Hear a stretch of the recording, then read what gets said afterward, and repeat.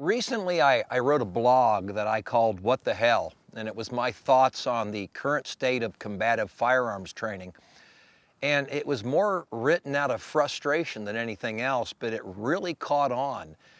And it was picked up and widely distributed. Tom Gresham from Gun Talk Radio actually had me on his radio program to talk about my thoughts on it. And it came out of mostly frustration of the stupid crap that's said on the internet. Way too many people put a lot of stock in the stuff that's done on YouTube and gun forums and blogs and stuff like that. And I guess the best words I can say is it's really inappropriate because you really can't learn anything. Well, I shouldn't say you can't. It's less likely that you're going to learn something worthwhile on the internet than you will in a solid, well-designed training program. But it seems like there's a number of people, because they're either cheapskates or whatever the case may be, that want to get all of their training watching YouTube videos or reading articles online. And all you really get from that is recycled information. You don't build skill.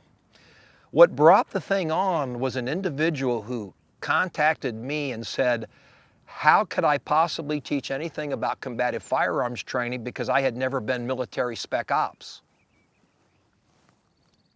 What the hell's that got to do with it? And at least to my state of mind, that if you want to know about pistol fighting, you talk to someone who's been in law enforcement. The military doesn't use handguns for any extensive amount. I mean, I know they have them, but it's not something they do. Every day in the United States, there's somewhere between 3 and 10 shootings or gunfights involving American law enforcement officers. The fact of the matter is that when it comes to pistol fighting, American law enforcement knows quite a bit about it, and we do it pretty well, and we've probably been doing it since the early 1800s. The handgun always will be the primary weapon of law enforcement, and just because we didn't serve in the military doesn't mean we don't know anything about that. The fact remains is that if you really understood the psychological and financial trauma that occurs to someone when they take a life, you won't want to do it. So the fascination with war fighting and gear and killing people just does not make sense. I'll get people that will contact me and say, what kind of trousers were you wearing? Who cares? They're a pair of pants. They've got 2 legs, they've got pockets, they've got a zipper and a fastener. What kind of shoes do you got on? The ones that fit. What kind of shirt? What kind of gun you got? What difference does it make? If you've got a reliable firearm, it fits you, you've got good trigger finger geometry, and you shoot it well, who cares? Get the gun that fits you. Well, what kind of holster you got on? Probably one that won't fit you all that well. I don't get it. I mean, what the hell are we doing? You know, why does an instructor have to have on wraparound glasses and wear a beard to be relevant? What does that have to do with it? Why do we have to talk with a particular cool guy lingo? It's tack to stupid. What we need to do in the world of combative firearms training is get back to reality.